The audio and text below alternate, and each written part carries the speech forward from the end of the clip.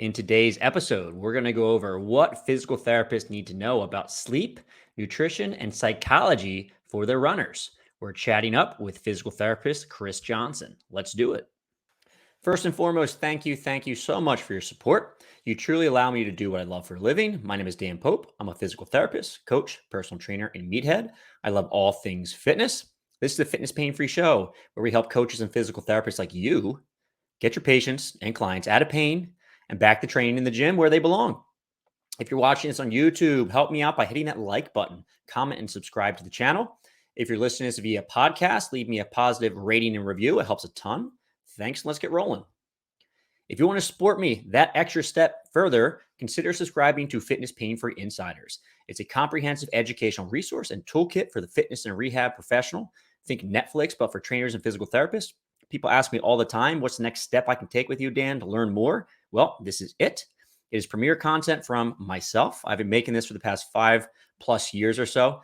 We've got 100+ webinars, ebooks, complete guides. I update this once a month. Like I said, you have access to a private Facebook group. Have all your questions answered by me. You can decide upcoming podcast topics, and you can get started for just $1. After that, it's $12.99 per month. It's nice and cheap. You can cancel anytime. So head over to fitnesspainfree.com, click on the programs link, and then click on Fitness Pain Free Insiders Online Library. I'll also leave a link in the show notes so you can check it out. You mentioned sleep. So do you have, so obviously we know sleep is important.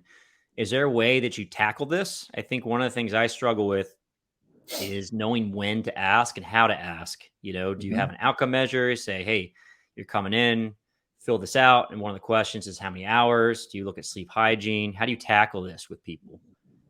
I talk. I think with a lot of the intake forms, you can incorporate or embed these questions into your paperwork.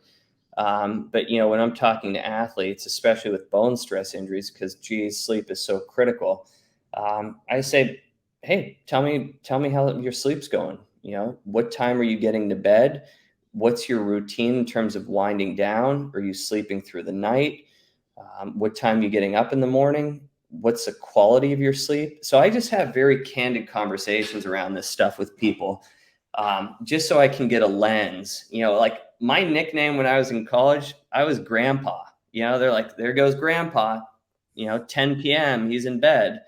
But I also think that's a big reason why I probably steered clear of a bone stress injury, among other issues. People still joke with me nowadays. They're like, how do you do all this stuff?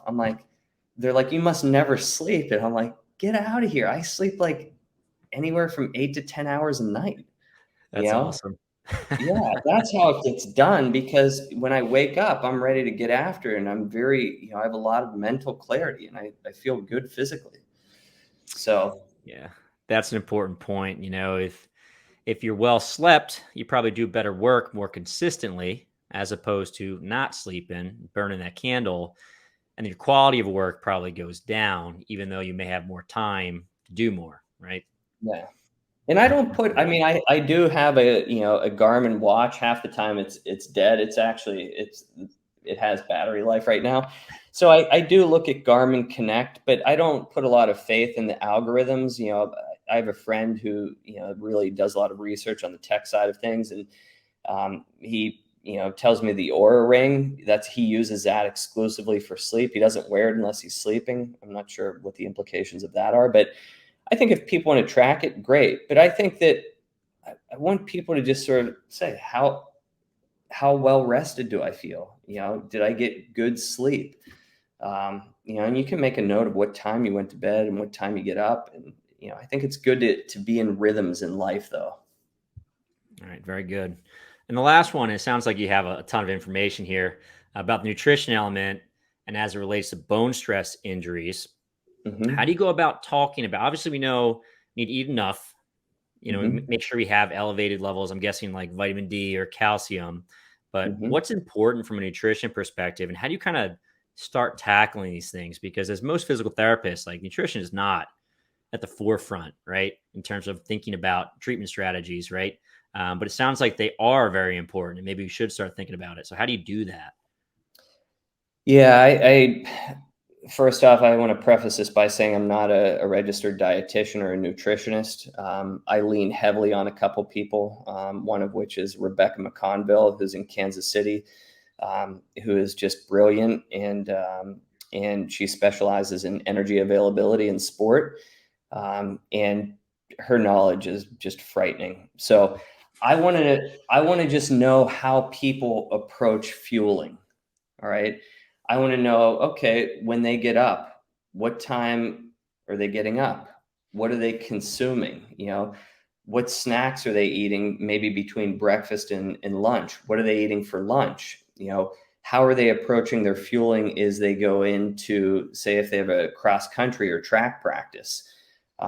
What are they eating? What's the timing around when they're eating that relative to the practice? What are they doing post practice to fuel? What time are they eating dinner? I need to know their family's relationship with food just as much as I know their relationship with food, because I think that I see people get this wrong a lot, and especially as it relates to bone stress injuries. And if it goes unaddressed, to me, along with sleep, all bets are off. I don't care how good your training program is. It's going to be at the mercy of sleep and fueling. You know, Great. so there are cases where I don't. I say, what's the relative contribution here? If I think someone's doing a good job, I may be less inclined to get Becca involved, but in most instances, I will get her involved straight away. And as we start auditing and communicating, there's a lot of stuff to consider. You'll hear young kids like, "I eat clean," and I'm like, "Geez, do you eat pizza? Like, do you eat a peanut butter and jelly?" Like, when I start hearing stuff like that, it raises my antenna. I am amazed when a lot of these young kids connect with me that they don't have some sort of like, bar or shake, or that they don't bring food with them. If you hang out with me, all I'm doing is eating all day long, because I'm burning a lot of calories, not only like mentally and physically, but when I go to train, if I'm going to ride my bike for 2 hours, I'm very calculated about what I'm doing going into that workout, how I'm fueling during the workout, as well as post. So on a ride for 2 hours, I'm going to make sure that I'm consuming 30 grams of carbs per hour. That could be sports beverage and gels or bars. If I'm going up to 2.5 to 3 hours, well, let's say like 2 to 3, I may be taking 60 grams of complex carbohydrates, so a mix of glucose, fructose. If I'm training over 3 hours, I'm consuming 80 to 90 grams of complex carbs. I'm going to be consuming a little bit more going into that workout. And I'm sure as hell going to make sure I fuel right after that. And I think a lot of this stuff just falls by the wayside, and people get themselves in trouble with this a lot, so. Yeah, it's funny you mention this too, because I think sometimes you get an inkling for some folks. They don't seem like they put any emphasis on nutrition. And when you start asking some of these questions, it's kind of clear that they don't put this together. Maybe they don't like to eat while they're running, and they never try to problem solve. And they're probably leaving a lot of performance gains, off the table too, let alone potentially opening them up to more injury. Right. And, I've kind of every few years I dive into the literature to see if there's more research about what you eat in injury, because I feel like it's just a matter of time. And it seems like for bone stress injuries, there's more and more of a link. And I just got to imagine that's probably happening for a lot of other things in our body too, especially these kind of overuse type injuries. If you're not fueling adequately, it makes total sense that you're not going to perform as well, and you're probably more likely to get hurt, right? Yeah, Beck always says, someone's got to pay the energy bill. And if you're not fueling appropriately, but you see a different constellation of, signs and symptoms when someone comes in. Like, I was on a phone call yesterday, and this guy's like, "Hey, I want to make an appointment with you. I think I'm dealing with shin splints," which was one of your questions, and I'm like, "Oh, that's interesting," and we just started chatting a little bit, because I need to start. When he called, the treatment essentially starts, even though I haven't taken him on as a patient, because I'm educating him on. I'm starting to bring questions to the forefront. So as we got to talking, this is someone who manages 2 restaurants. He's on his feet. We talked about step count. He's like, I average like 20,000 steps a day. He's walking to work, walking home from work.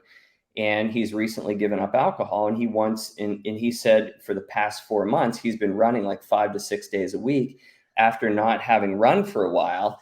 And those questions start to become very specific and critical to get a good lens into his situation. So, I'm like, well, are you able to run right now? He's like, no, the pain, tends to get worse. And I'm like, is this a little bit broader, more diffuse pain, or is it more focal, like the size of a quarter, or, a silver dollar, half dollar? And he's like, no, it's definitely like more point tender. And he's like, I tried to hop on it. And he's like, I get into like 5 to 10 hops and that's not happening.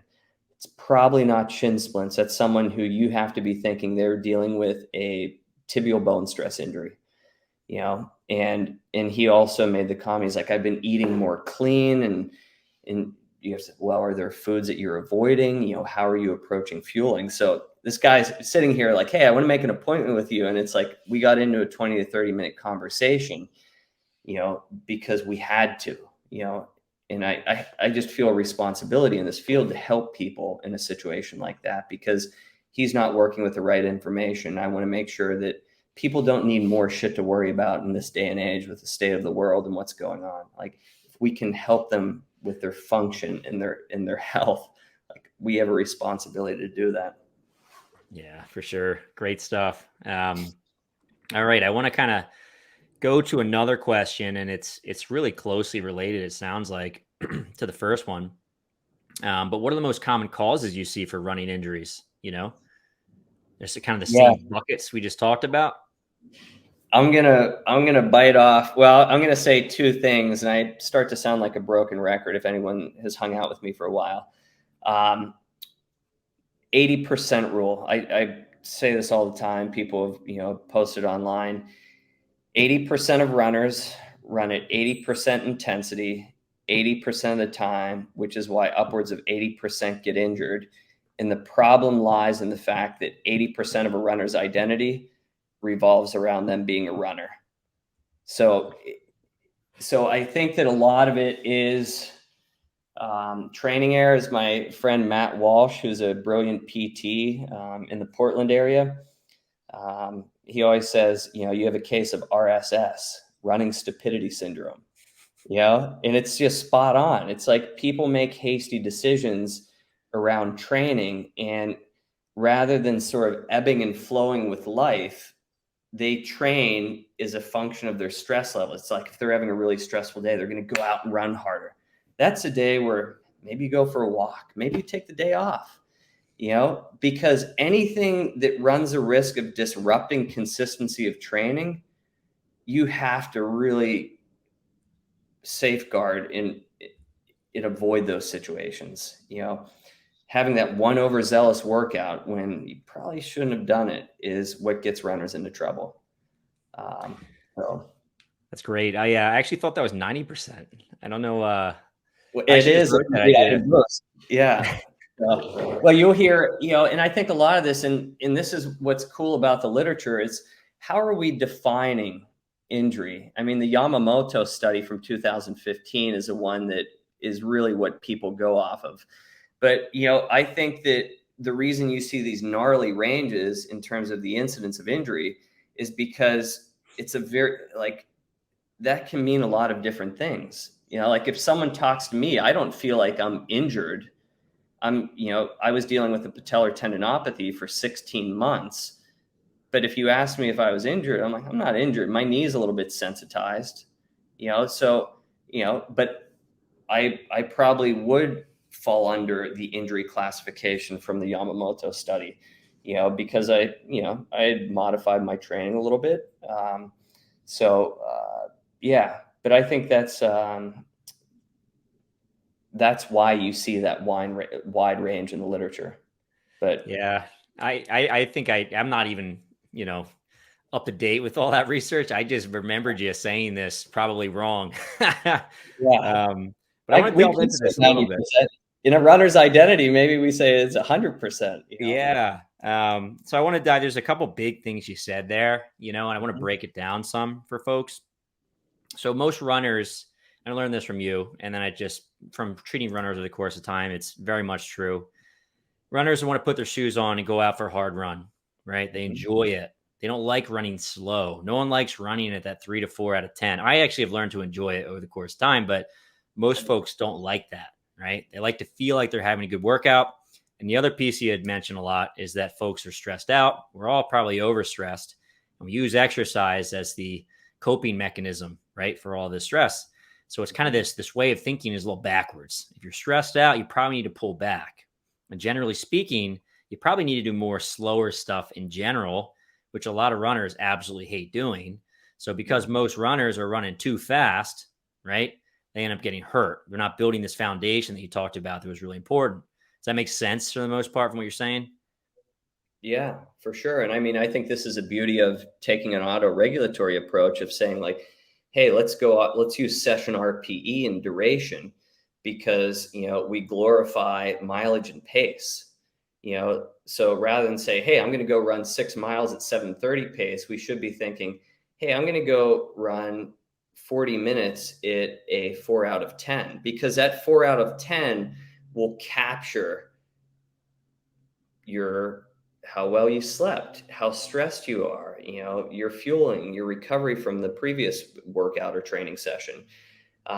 That's tough to get people to do, though. Seasoned athletes naturally do it, but I think with people who are perhaps a little bit more green or novice, that's a really tough ask is to get them to use RPE. But there are ways to anchor it the same way you would approach a resistance training assessment or session.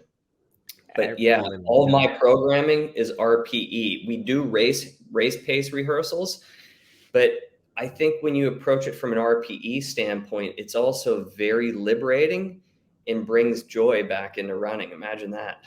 Yeah, that's funny.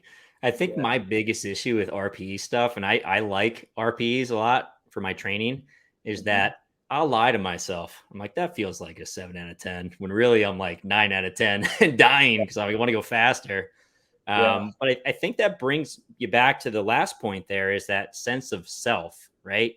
Can you go into a little more in depth explanation of this sense of self, this runner's identity? Yeah. Um, I'm it's interesting because I didn't grow up I mean, I always ran and had an affinity to run, which gave me a huge advantage in sport, especially with soccer and tennis. But I think with runners, it's like you know when a runner is a runner. I mean, it's they dress apart. They are always talking about running. When their running is going well, their life seems to flow. When their running is not going well, it starts to there are cracks in the armor, and if they get sidelined from running, then they go through an identity crisis. So part of the rehab process when you're working with someone, hey, when things are easy street, it's all good, but when you're working with someone who's been sidelined from training, they're having to take a cold, hard look in the mirror. And I was on a conversation. All I do is talk to athletes. I was just on the phone morning, noon, and night.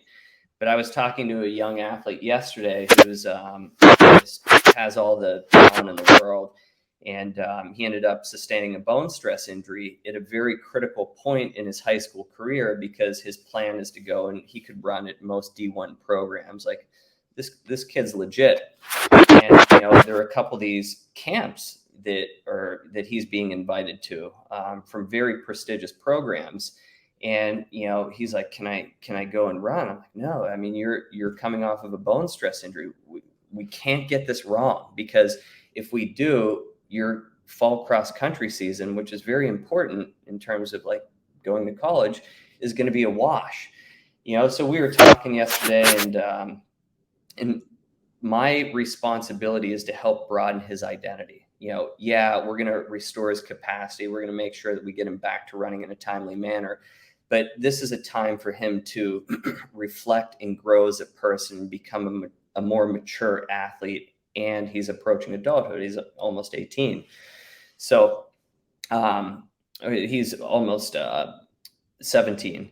So I said, look, this is such an incredible opportunity. You go to these camps, and when you get there, you explain to the coaches, because I'm like, are you going to have access to talk to these coaches, or is it just going to be like you're in this group and you're off running, and everyone's trying to outdo each other? I said, when you get there, you sit down with the coaches and you say, look, I'm going through a really difficult situation right now, but I also know it's very important to be here. I've learned a lot about myself. This has been a tough pill to swallow. But first off, I want to know what I can do to make this camp be the best possible experience for you and all the other athletes that are here. What can I do to help? He'll be at a point where he can do some jogging, but when he was really into the conversation, it was the first time I sensed that he took ownership of this situation. And you know what? When he leaves, you know who's going to leave the greatest impression on those coaches? Not the kid who ran the fastest. It's going to be him, because those coaches are going to see a level of maturity that they don't see probably in these other athletes. And that also mitigates threat to the injury that he's dealing with. So all these injuries and things that people go through, that we're in the trenches with them, these are such incredible life lessons. And if you don't take the time to reflect on and say, what is it that I'm having to process and learn, you're going to repeat the injury, Yeah. And so that's a great example of navigating a situation like that, where you're not saying running isn't important, but it's an opportunity for you to broaden that runner's identity and really realize what their superpower is. Yeah, that's huge. I feel like this is huge for any athlete in general, is that sense of self. And I think at the very least, understanding that as a physical therapist is important, because if you work with athletes on any level, really, and they have an injury, like you said, that's like an identity crisis. But as a physical therapist, you don't think that way typically.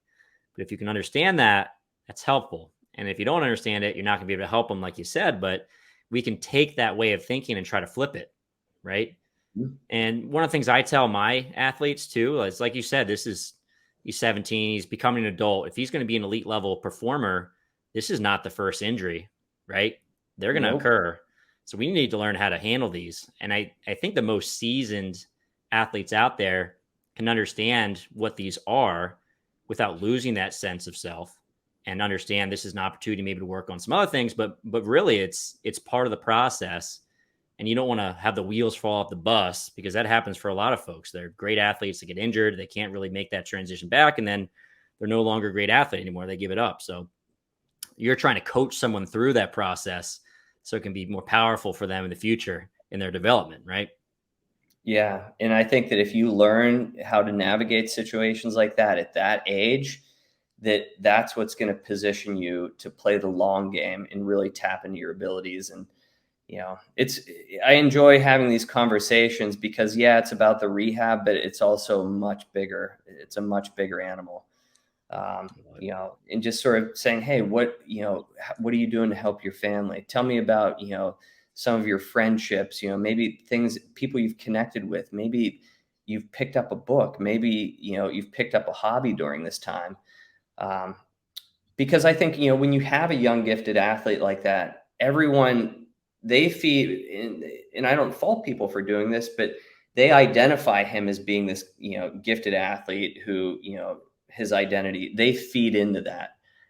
They're like, hey, how fast are you going? Like, how's training going? It's like, they don't talk to him about any other facet of his life outside of what's easy to talk about, and what they know him for, which is running fast. And, he's in the triathlon, swim, bike, run. But yeah, I mean, he has a running ability, and it's just putting him in a position to really tap that long term. That's it for today's episode. Thank you for joining us. In the next episode, we chat about running technique with Chris. So stay tuned for that. And lastly, thank you so much for your support. You truly allow me to do what I love for a living. If you are watching this on YouTube, please give me a thumbs up. I'd love to hear your comments and subscribe to the channel if you haven't already. If you're watching the podcast or listening to the podcast version of this, please leave a positive rating and review. It helps me out tremendously. And lastly, if you want to go that last extra step and support me further, consider subscribing to Fitness Pain Free Insiders. It's the logical next step if you want to try to support me more, but also learn more about treatment of folks in the strength and fitness world, right? So I'll put a link in the show notes to Fitness Pain Free Insiders. But if you head to fitnesspainfree.com, click on the programs link, and then click on Fitness Pain Free Insiders online library, you can check it out. Lots of great learning. Thanks again, guys. I'll talk to you later.